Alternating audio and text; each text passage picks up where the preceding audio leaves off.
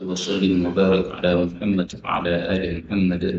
اللهم انفعنا بما علمتنا وعلمنا ما ينفعنا وزدنا علما وبارك لنا في علمنا وارزقنا الإخلاص في القول والعمل كاملا وعلما نافعا لا ينسى وتوفيقا دائما وصحة ويقينا وعافية. اللهم يسر لنا أمورنا كلها آمين يا رب العالمين.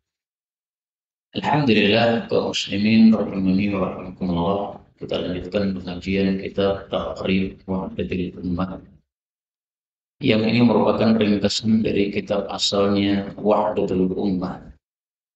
Kemudian saya kasih penjelasan dengan judul Kashful Ummah ala Taqrib Wahdatul Ummah. Kitab Kashful Ummah menjelaskan kitab Taqrib Wahdatul Ummah. Kita sudah sampai pada hadis yang ke-46.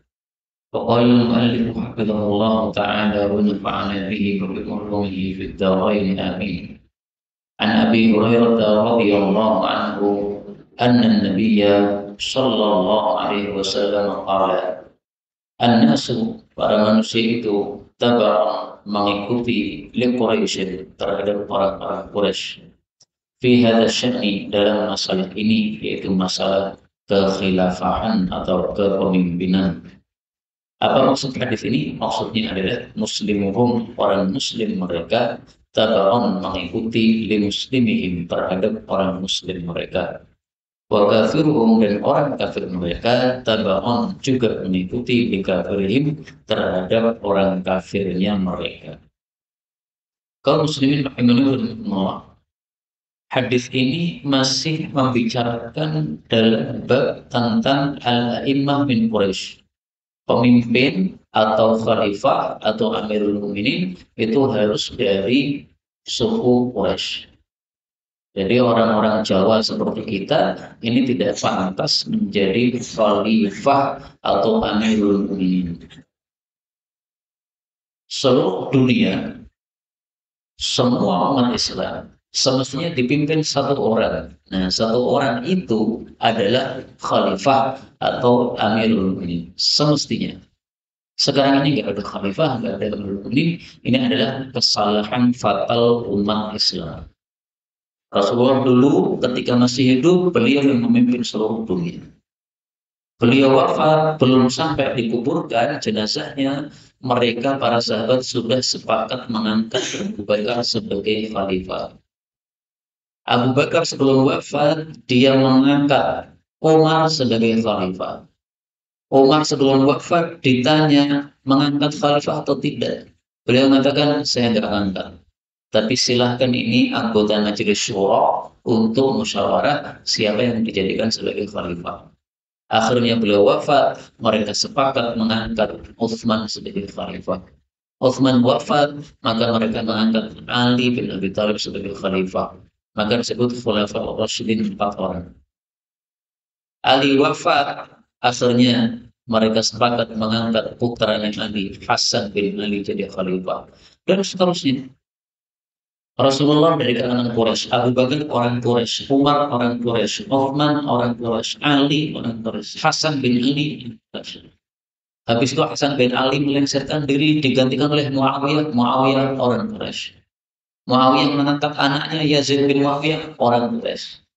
Jadi khalifah harus apa? Orang Quraisy. Khalifah atau Jawa orang Kandu. Lah mungkin muncul pertanyaan, kenapa begitu? Nah, Rasulullah menjelaskan di sini, manusia itu mengikuti orang Quraisy. Yang muslim mengikuti yang muslimnya Quraisy, yang kafir juga mengikuti yang kafirnya Quraisy. Artinya orang Quraisy itu punya kelebihan yang tidak dimiliki oleh orang-orang non-Quraisy. Sehingga kalau dia jadi tokoh itu nanti akan diikuti. Yang muslim mengikuti tokoh Quraisy yang muslim, yang kafir juga mengikuti tokoh Quraisy yang kafir. Sehingga kalau dipimpin oleh orang yang tidak Quraisy, itu nanti tidak sehebat kalau dipimpin orang Quraisy. Padahal pemimpin harus hebat. Pemimpin nggak hebat ya terus jadi apa? Cuma jadi pajangan saja, nggak ada gunanya. Maka yang dimaksud hadza sya'ni, urusan ini adalah urusan khilafah atau kepemimpinan untuk seluruh muka bumi yang disebut khalifah atau amirul mukminin. Kaum muslimin rahimani wa rahimakumullah, saya katakan tadi orang Quraisy punya kelebihan. Kelebihannya apa? Disebutkan oleh Nabi dalam hadis yang sahih, dan saya tidak tahu apakah ini sudah disampaikan atau belum. Kalau sudah tidak ada masalah, kita ulangi lagi. Innal Quraisy, sesungguhnya orang Quraisy memiliki mithla quwwatir rajulain min ghairi Quraisy. Semisal kekuatan dua orang laki-laki yang bukan Quraisy. Kekuatan apa? Nabdur rahmi, pendapat yang mantap, wa ulul himmah, dan tekad yang kuat. Pemimpin ini harus punya kriteria seperti itu. Dapatnya mantap, himmahnya, tekadnya kuat. Kalau pemimpin mudah loyo, gimana nanti rakyatnya? Maka pemimpin pantas dari kalangan Quraisy karena mereka memang diberi kelebihan oleh Allah Subhanahu wa Ta'ala. Dan itulah sebabnya Nabi Muhammad itu dipilih dari kalangan Quraisy. Kenapa? Cocok menjadi nabi yang sifatnya kayak begitu. Coba Nabi dipilih dari kalangan Jawa, akeh pekewe begitu. Akhirnya agama Islam gak disampaikan. Mohon maaf, jangan minum minuman keras. Oh, mohon maaf, kelembutan kayak begitu. Nah, mohon maaf berarti kan tidak harus ditinggalkan kan? Lebih bagus ini tidak mabuk-mabuk, podo tetap mabuk, karena cuma apa namanya, cuma lebih bagus saja. Tapi orang Arab pantas. Hadis ini muttafaqun alaih wal lafdhu lil Bukhari, dan lafalnya milik Imam Bukhari saja.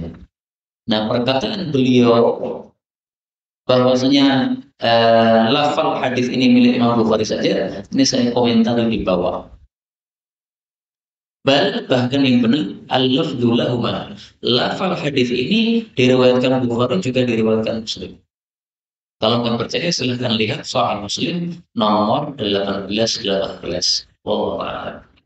Jadi ini termasuk satu kesalahan yang ada pada buku ini, dan manusia salah itu biasa.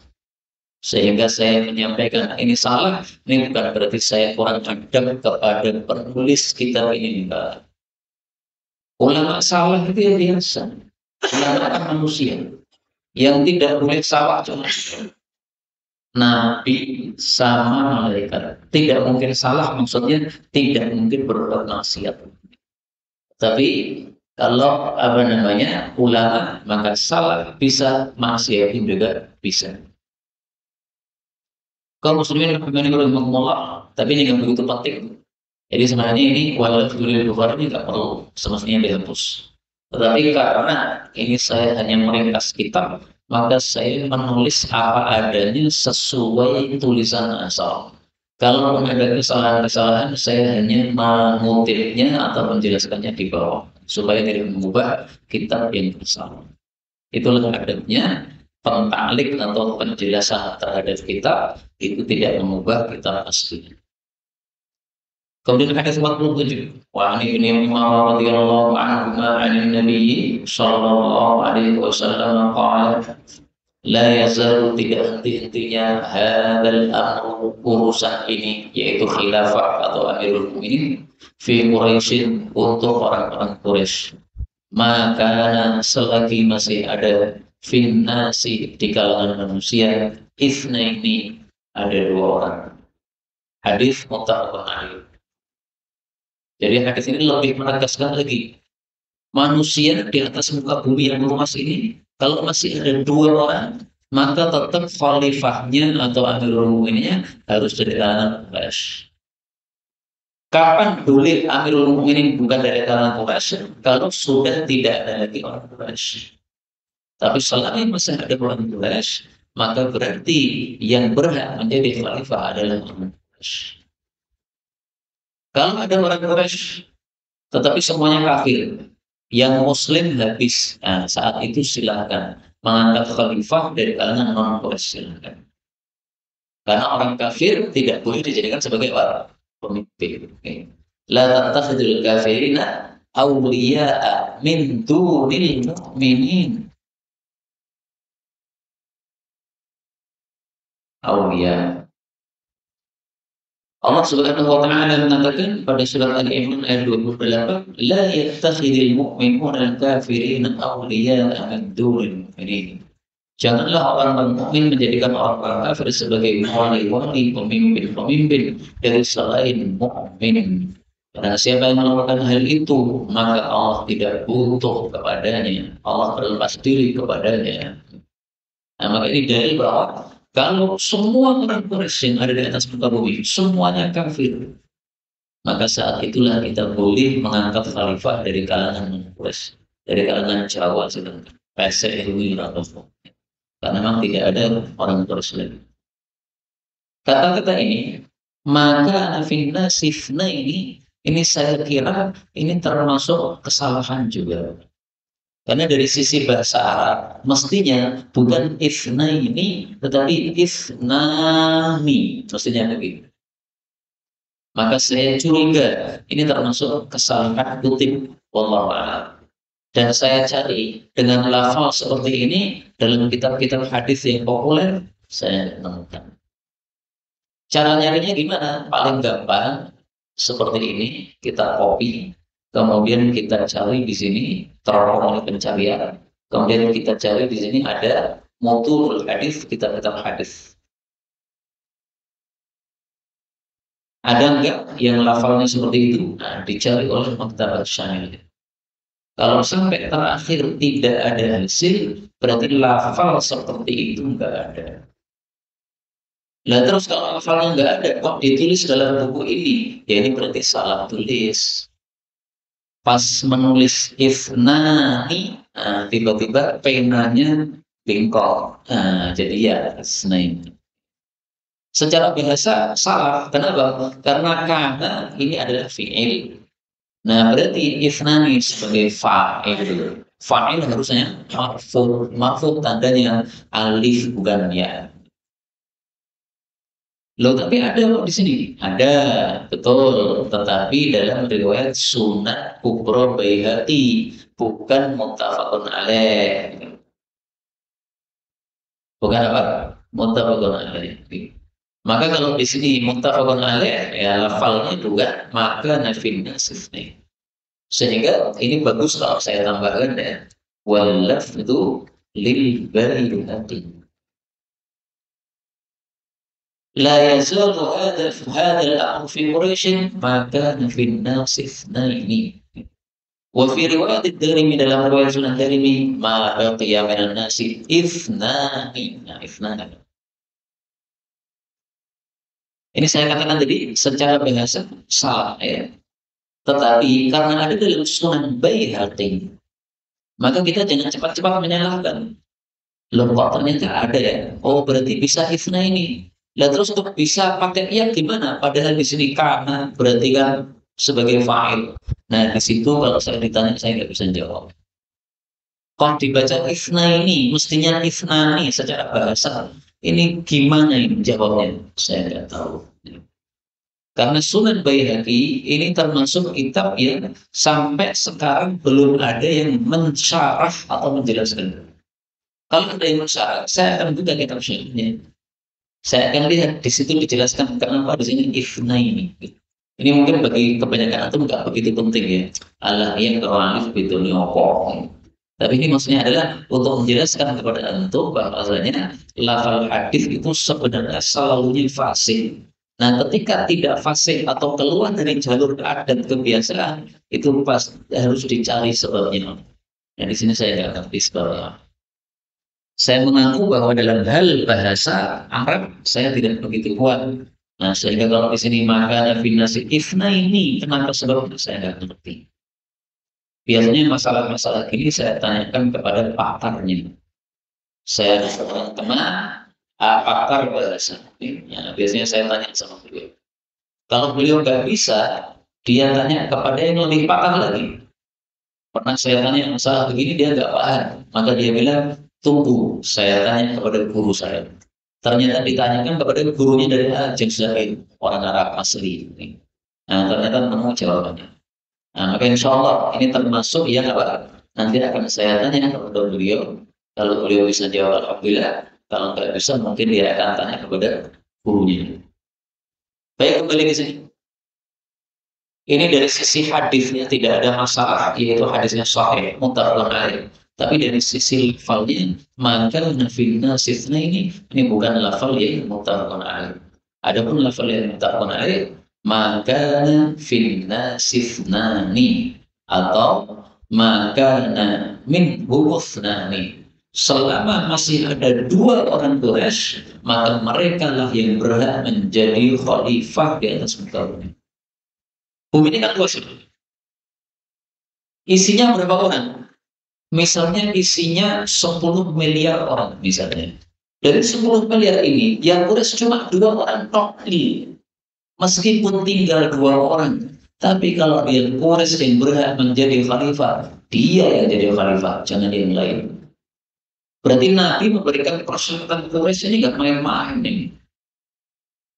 Bahkan nggak bisa menjalankan yang tidak Quraisy mengangkat diri saya sebagai khalifah. Karena saya alim, saya pintar, saya menguasai berbagai bahasa. Kamu nggak Quraisy, nggak berhak jadi khalifah. Makanya pendapat tentang khalifah harus Quraisy, ini pendapat yang benar adalah ini syarat sah, bukan syarat kesempurnaan.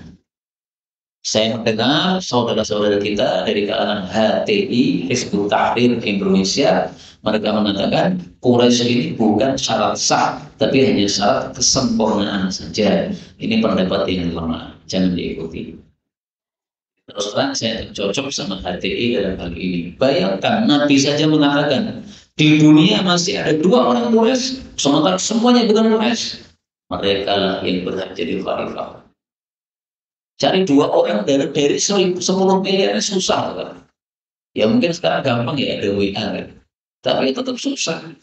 Dari 1 miliar dicari 2 orang tok yang Quraisy. Harus dia yang jadi khalifah. Nah ini bukan main-main syarat ini. Syarat ini wajib harus. Syarat sahnya jadi khalifah harus Quraisy. Hadis batal.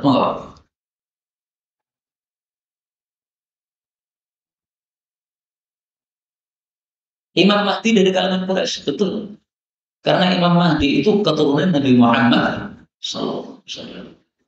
Yuwafiqus muhusmi, namanya serupa dengan nama saya. Min nasli, dia dari keturunan saya. Uniknya, Imam Mahdi itu bukan dari jalur Husain, tapi dari jalur Hasan. Padahal yang tak terkenal kan dari jalur apa? Husain. Jadi para habaib itu seringkali dari jalur apa? Husain. Ya meskipun banyak dari jalur Hasan banyak juga. Tapi yang lebih populer itu yang dari jalur Husain. Tapi Allah pilih Imam Mahdi dari jalur Hasan. Mungkin bertanya, kenapa? Lihatlah bagaimana Allah memberikan balasan sesuai amalan. Hasan bin Ali ketika menjadi khalifah sah dia melihat tentaranya Muawiyah sangat banyak. Tentara dia lebih banyak. Kalau dibiarkan perang, pasti ada banyak yang terbunuh, yang jadi korban. Padahal semuanya ini Muslim, ini Muslim, ini Muslim. Maka Hasan pikirnya cerdas. Daripada saya tetap maju, meskipun saya sebagai khalifah yang besar, tapi daripada banyak jatuh korban, mending saya ngalah saja, saya lengser. Nah, dia melengsarkan diri, menyerahkan khilafah kepada Muawiyah demi umat Islam seluruh dunia. Ini oleh Allah dibalas. Allah nggak pernah tidur. Maka Allah pilih dari jalur Hasan, ini nanti dari pemimpin dunia, yaitu Imam Mahdi. Itu rahasianya kenapa Imam Mahdi dari kalangan Hasan bin Ali. Hadis 4. Wa Ali radhiyallahu anhu anna Nabiyya sallallahu alaihi wasallam qala al-a'immatu, pemimpin-pemimpin itu min Quraisyin, dari kalangan orang-orang Quraisy. Hadis diriwayatkan oleh Baihaqi dengan sanad yang laisa bihi ba'sun, tidak masalah, yaitu sanadnya baik. Ini hadisnya sama-sama loh, sehingga kalian kita lewati saja. Hadis 49 an Anas bin Malik radhiyallahu anhu qala qala Rasulullah sallallahu alaihi wasallam Al-umara'u pemimpin-pemimpin itu min Quraisyin, dari kalangan Quraisy. Al-umara'u min Quraisyin, al-umara'u min Quraisyin. Sampai diulang 3 kali loh Pak. Ini kalau bukan penegasan terus apa ya? Makanya HTI mengatakan ini syarat sempurna saja, bukan syarat sah. Gak cocok dengan dohir sabda Nabi Sallallahu Alaihi Wasallam. Wali dan bagi saya, alaihim atas mereka orang-orang Quraisy, hakun, ada hak, ada kewajiban. Walakum dan bagi kalian, alaihim atas mereka, hakun, juga ada kewajiban. Jadi, meskipun mereka menjadi khalifah, tapi mereka punya kewajiban harus ditunaikan kepada rakyat. Jadi bukan mengatakan kami khalifah, maka semua kami. Oh, enggak gitu.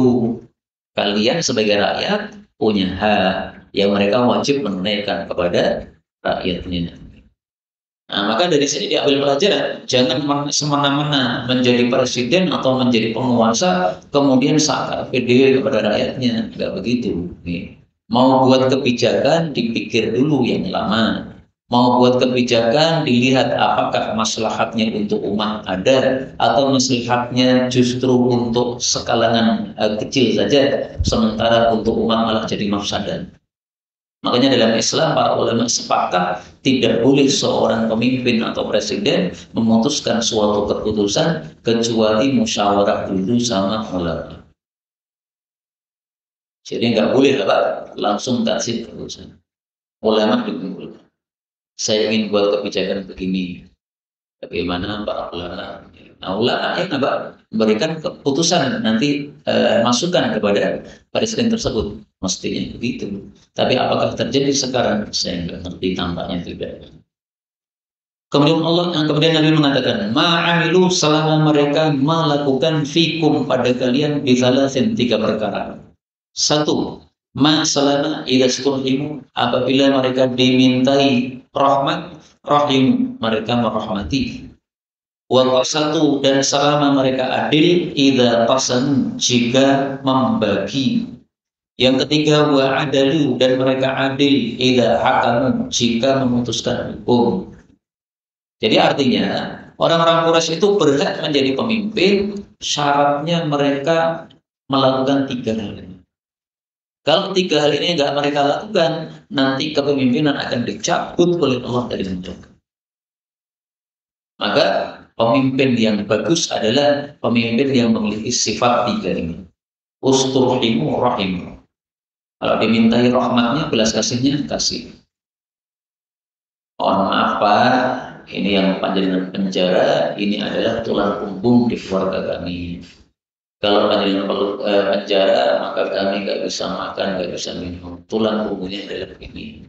Kecuali kalau dikirimi makanan dari pihak pemerintah yang memenjarakan orang tersebut, nah berarti sudah ngasih jaminan rezeki. Tapi kalau tidak, ini berarti tidak kasih sayang, tidak belas kasih kepada rakyatnya. Ini saya nggak bicara di negeri ini ya, di negara yang lain. Katanya begitu, begitu diambil, dimasukkan penjara sudah nggak peduli keluarganya mau gimana, nggak peduli. Kemudian yang kedua, qasatu idza qasamu. Kalau bagi yang adil, jangan nepotisme. Ini karena kerabat saya kasih banyak. Ini karena bukan kerabat saya nggak dikasih. Ini karena warga kampung saya dikasih, bukan warga kampung nggak dikasih. Ya begitu. Maka dalam Islam adil itu sangat dipuji-puji oleh Nabi SAW, diperintahkan oleh Rasulullah SAW. Mari kita lihat sabda Nabi tentang orang yang adil. Innal muqsitin, sesungguhnya orang-orang yang adil, indallah di hadapan Allah pada hari kiamat nanti, ala manabir di atas mimbar-mimbar min nur yang bersinar-sinar, an yaminir rahman di kanannya Allah ar-Rahman. Kata-kata di kanannya ini jangan dibayangkan seperti kalau saya duduk di sini berarti kanan saya di sini. Jangan begitu. Jadi bayangkan Allah itu jangan dibayangkan seperti manusia. Makanya istilah kanan ini dalam bahasa Arab maksudnya mendapatkan kebaikan. Mau di mana pun, mau di depan, mau di kiri, mau di kanan, mau di belakang, mau di atas, mau di bawah. Kalau mendapatkan kebaikan, diistilahkan apa? Di kanan. Wakilta yadaihi yamin, dan kedua tangannya Allah adalah kanan. Nah ini menegaskan bahwasanya tangan Allah itu tidak seperti tangan manusia. Tangan manusia itu anggota tubuh. Namanya anggota tubuh dua, pasti kanan sama kiri. Anggota tubuh kanan kabeh ya elek. Nah, masa Allah elek kedua tangan kanan, kedua tangannya kanan. Nah, justru kalimat ini menunjukkan bahwa kata-kata tangan untuk Allah itu bukan tangan anggota tubuh, bukan. Ya, pokoknya tangan, piye rasa teko. Kenapa? Allah saja kita belum melihat kok. Kalau kita sudah melihat Allah di surga, nah baru silakan tanya, ya Allah tangannya yang mana? Silakan tanya kalau belum tahu. Nih. Kalau sekarang kita belum tahu, mau tanya pun nggak akan paham. Sama dengan bayi yang masih janin, diiming-imingi, dan tentu ini es krim yang dunia, orang dengan es krim. Ngerti ini minuman di dalam perut ibu itu tok udah sepenak nih tuang ler. Seperti di pengajian tuang ler, gitu. Nah, sama dengan janin di dalam perut ibu itu juga udah penaknya di dalam perut ibu. Mau disuruh keluar nggak akan berdiri. Makanya begitu keluar pertama kali nangis. Nah, kembali ke sini. Kedua tangan Allah adalah tangan. Kemudian siapa orang yang adil? Kata Nabi, alladzina yantiguna fi hukmihim. Orang-orang yang adil dalam hukum, wa ahlihim terhadap keluarga juga adil, wa ma walu dan terhadap apapun yang mereka mengurusi mereka adil. Ini hadis riwayat Muslim. Nah, inilah fadilah adil. Dimuliakan di akhirat, dimuliakan juga di dunia. Diberi kekuasaan oleh Allah karena keadilan. Jadi adil itu penyebab langgengnya kekuasaan. Maka di sini Nabi katakan, orang Quraisy berhak menjadi pemimpin, tapi syaratnya mereka adil. Kalau mereka nggak adil, oleh Allah mencabut itu. Apakah sudah terbukti? Sudah terbukti. Khilafah terakhir mana? Khilafah Utsmaniyah. Apakah Khilafah Utsmaniyah itu dari keturunan Quraisy? Yang saya tahu bukan. Maka kenapa Khilafah tidak dipegang oleh orang Quraisy? Dulu khilafah Bani Umayyah itu orang-orang Quraisy. Khilafah Abbasiyah itu orang-orang Quraisy. Tapi apakah khilafah setelahnya semuanya Quraisy? Enggak.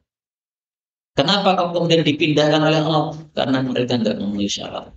Mereka tidak qasatu idza qasan, enggak adil ketika membagi.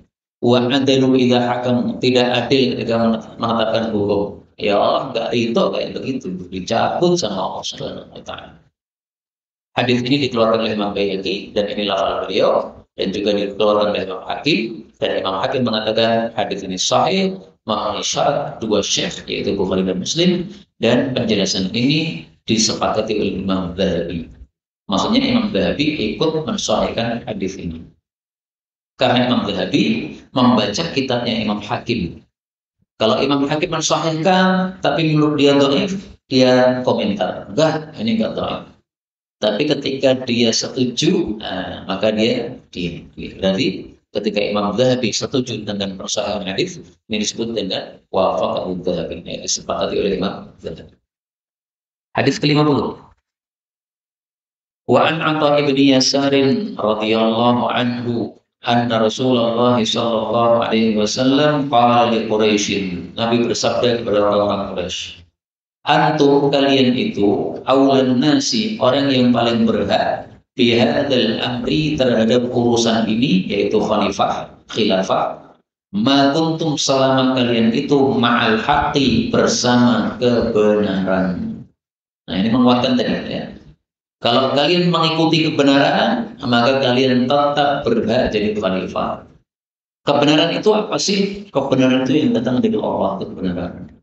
Dalilnya dalam Al-Quran Allah mengatakan wa qulil haqqu mir rabbikum surah Al-Kahfi ayat 29 dan katakanlah kebenaran itu dari Allah Subhanahu wa taala.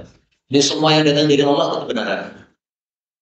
Maka kalau ada khalifah Quraisy dia pakai hukum selain hukum Allah, membuat undang-undang dasar dengan pendapat dia sendiri, pasti akan dicabut oleh Allah, akan dilenser oleh Allah Subhanahu wa taala.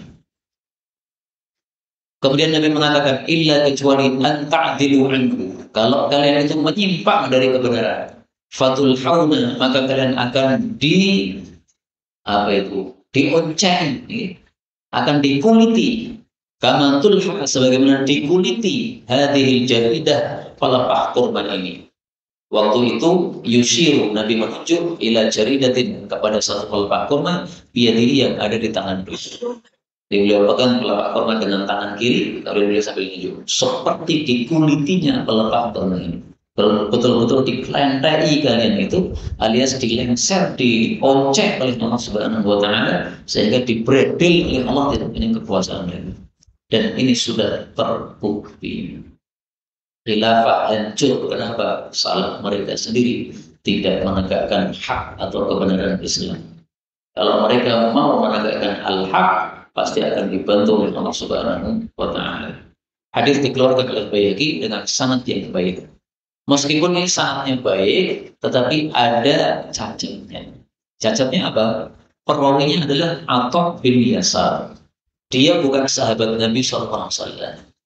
Dia adalah seorang tabi'i, tapi dia meriwayatkan langsung dari Rasul SAW. Berarti sanadnya nggak nyambung. Istilahnya apa ini? Munqati', sanadnya putus. Jadi kalau dikatakan di sini sanadnya bagus, ya memang bagus, perawi-perawi orang-orang yang baik-baik, orang-orang yang terpercaya. Tapi ada sedikit cacat. Tapi cacatnya ini nggak ada masalah. Kenapa? Karena toh dikuatkan dengan hadis-hadis yang sebelumnya tadi yang menunjukkan bahwa memang khilafah ini dipegang oleh orang-orang Quraisy, tapi ada syaratnya. Kalau mereka tidak memenuhi syarat, maka akan dicabut oleh Allah Subhanahu wa Ta'ala. Hadis 51.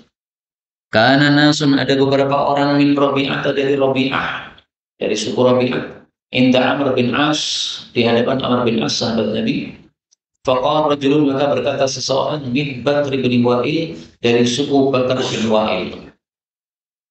Latantahiyanna, sungguh betul-betul betul-betul berhenti Quraisyun, orang-orang Quraisy. Allah yaj'alallah, atau betul-betul Allah akan meletakkan hadzal amr, urusan ini, yaitu khilafah, fi jumhurin, pada kalangan kebanyakan minal Arab, dari orang-orang Arab, ghairihim, selain mereka. Faqala Amr bin As, maka berkata Amr bin As, kadzabta, kamu dusta. Sami'tu Rasulullah sallallahu alaihi wasallam, saya mendengar Rasul sallallahu alaihi wasallam yang bersabda, Quraisyun, orang-orang Quraisy itu, ulatun nasi, pemimpin para manusia, fil khairi wasyarri, baik dalam kebaikan maupun dalam keburukan. Artinya orang-orang muslim dipimpin Quraisy, orang-orang kafir, orang-orang buruk juga nantinya juga dipimpin orang-orang Quraisy. Ila yaumil qiyamah, sampai hari kiamat. Hadis dikeluarkan oleh Imam Ahmad dan Tirmidzi, dan ini lafal beliau, dan beliau mengatakan hasan sahih dhaif. Di sini mungkin ada perselisihan pendapat di antara dua orang ini, ya. Yang pertama seorang dari Bakar bin Wa'il, yang kedua Amr bin As radhiyallahu anhu. Amr bin As memahami sabda Nabi Shallallahu Alaihi Wasallam sesuai keumumannya. Tapi kalau laki-laki dari Bakar bin Wa'il tadi, dia memahami bahwasanya hadis Nabi tadi ada syaratnya. Orang Quraisy memang berhak jadi khalifah, khilafah. Kalau tidak memenuhi syarat, nanti akan dicabut oleh Allah, sehingga khilafah akan diletakkan oleh Allah pada kaum yang lain. Nah, dari sisi ini sebenarnya perkataan laki-laki dari Bakar ini tidak salah. Karena sesuai dengan hadis Nabi yang sebelumnya tadi. Tapi mungkin karena dia itu memahami dengan pemahaman yang lain, maka diingkari oleh Amr bin As. Wallahu a'lam bishawab. Tapi ala kulli hal, ringkasnya dari hadis itu yang banyak kita baca tadi, bahwa hukum asal yang menjadi khalifah adalah harus orang Quraisy. Apakah ada kemungkinan orang Quraisy tidak menjadi khalifah? Ada. Kapan? Ketika mereka tidak memenuhi syarat. Apa yang tidak memenuhi syarat? Mereka tidak mengikuti kebenaran yang sudah diturunkan oleh Allah Subhanahu wa Ta'ala. Dan ternyata hadis tersebut sudah terbukti pada masa khilafah-khilafah yang lalu. Abbasiyah muncul, tapi kemudian lengser, akhirnya dipimpin oleh khilafah yang bukan dari kalangan Quraisy. Itu fakta yang tidak bisa diingkari. Tapi untuk ke depan, kalau kita mengangkat khalifah, harus dari kalangan Quraisy, tidak boleh dari kalangan selain Quraisy, karena tidak memenuhi syarat. Baru 35 menit, berarti saya tambah satu hadis lagi. Ini hadis 52. Karena adalah Muhammad ibnu Jubair bin Mut'im hadis menceritakan annahu balagha Muawiyah bahwasanya dia sampai ke Muawiyah wa huwa indahu sementara dia ada di hadapannya fi wafdin min Quraisyin pada tamu-tamu dari kalangan Quraisy sampai berita anna Abdullah bahwasanya Abdullah bin Amr bin As yuhaditsu menceritakan annahu sayakun bahwa akan ada malikun min Qahtan seorang raja dari Qahtan. Qahtan ini bukan dari Quraisy. Faqadiba Muawiyah, maka Muawiyah marah. Ngawur saja kamu itu. Raja itu khalifah itu harus dari Quraisy. Kalau dari Qahtan gimana? Marah dia. Faqama, maka dia berdiri, fa'athna Allah, lalu memuji Allah bima huwa ahlu dengan sesuatu yang memang Allah itu pantas untuk dipuji. Maksudnya dia ceramah dimulai dengan memuji Allah. Alhamdulillah dan seterusnya. Qala kemudian Muawiyah berkata, "Amma ba'du." Adapun setelah pujian, fa innahu balaghani, maka sungguh telah sampai kepada saya. Anna rijalan minkum bahwasanya ada orang-orang dari kalian yatahaddatsuna ahadits, mereka menyampaikan hadis-hadis laisat fi kitabillah yang tidak sesuai dengan kitabullah, tidak sesuai dengan Quran. Wala tu'tharu an Rasulillah dan tidak diriwayatkan dari Rasulullah sallallahu alaihi wasallam. Faulaika maka mereka itu juhalukum orang-orang bodoh di antara kalian. Fa iyyakum maka hindarilah oleh kalian wal amaniya angan-angan allati tudillu ahlaha yang menyesatkan pemilik angan-angan itu. Fa inni sami'tu Rasulullah sallallahu alaihi wasallam yaqulu karena saya mendengar Rasulullah bersabda inna hadzal amra sesungguhnya urusan ini yaitu khilafah fi Quraisy senantiasa pada orang-orang Quraisy la yu'adihim tidaklah memusuhi mereka ahadun seorang pun jadi merebut kekuasaan dari Quraisy illa kecuali kabarullah Allah akan menjerumuskan dia ala wajhi pada wajahnya yaitu akan apa? Tengkurap wajahnya ke tanah akan dikalahkan oleh Allah Subhanahu wa taala. Tapi ternyata ada syaratnya. Ma aqamu selama orang-orang Quraisy menegakkan ad-dina agama. Maka seperti ini tadi, sebenarnya bisa dikompromikan. Muawiyah marah-marah ketika mendengar ada raja, ada khalifah dari selain Quraisy.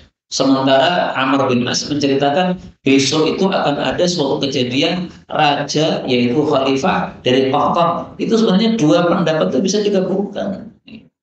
Maka menurut saya sih sebenarnya nggak perlu marah-marah. Ya. Kenapa? Karena masih bisa dipahami yang benar. Tapi mungkin pas juga Muawiyah marah karena dia lebih paham kondisi saat itu. Mungkin saat itu orang-orang pada benci kepada khalifah, kemudian pengen untuk melengsarkan khalifah, sehingga mereka berangan-angan khalifahnya lengser, diganti kabilah yang lain dari kalangan Quraisy. Nah, makanya Muawiyah marah, dia mengatakan iya kumbal amani. Udah nggak usah mengangan-angan seperti itu, angan-angan aneh-aneh. Nah, mungkin marahnya pas kenapa? Karena kondisi saat itu. Saya nggak ngerti, kita kan nggak ngerti kan kondisi kayak apa. Nah, sehingga kalau Muawiyah marah, ya jangan langsung kita katakan wah ini Muawiyah pemarah, nggak begitu. Muawiyah itu tak kenal sebagai halim, orang yang sangat aris untuk mudah marah. Nah, kok di sini marah, itu pasti marahnya pas tempatnya. Hanya saja perkataan Muawiyah dengan perkataan Abdullah bin Amr ini sebenarnya bisa dikompromikan. Karena Abdullah bin Amr juga sahabat Nabi, dia kalau ngomong pasti berdasarkan ilmu. Dia mengatakan besok ada khalifah dari kalangan Qahtan. Itu dia nggak ngawur, pasti ada sumber ilmunya. Ngomong dari mana sumbernya? Pasti ada sumbernya. Nah, maka kita kompromikan, kita katakan yang dikatakan Muawiyah khalifah dari Quraisy ini juga masalah. Yang dikatakan oleh Abdullah bin Amr ada kejadian khalifah bukan dari Quraisy tapi dari Qahtan, itu adalah keluar dari kondisi yang semestinya gara-gara kesalahan orang-orang Quraisy sendiri yang tidak mau menegakkan agama Islam. Ma'aqamuddin, mereka tidak memenuhi syarat menegakkan ajaran Rasulullah SAW.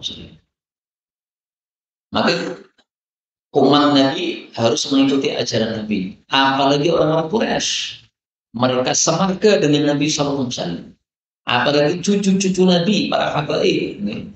Ngaku Habib tapi menyelisih ajaran Nabi dari kepala sampai kaki, dari bangun tidur sampai tidur lagi. Itu bukan cucu Nabi yang baik.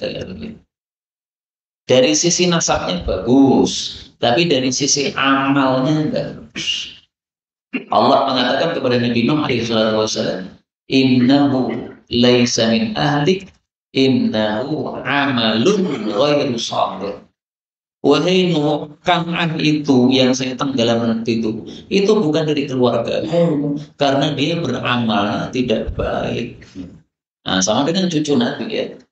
Kamu memang cucu Nabi, tapi amalmu yang jelek sehingga tidak saya masukkan dalam keluarga saya. Bisa saja Nabi mengatakan begitu besok di akhirat. Sebagaimana Nabi Nuh ditegur oleh Allah, kamu nggak usah doakan Kan'an, ben dia kelak ya ben. Kenapa? Dia kafir, temannya nggak soleh. Inilah yang perlu kita pelajari.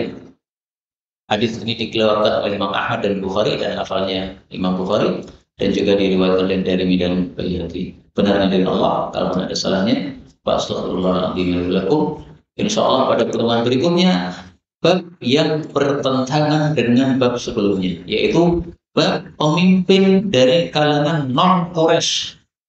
Jadi bab kemarin bab pemimpin harus Quraisy. Tadi ada bab pemimpin non Quraisy. Loh, kok seperti bertentangan? Nah, supaya paham, besok diperhatikan insyaallah taala. Subhanallah wa bihamdihi, asyhadu an la ilaha illa anta, astaghfiruka.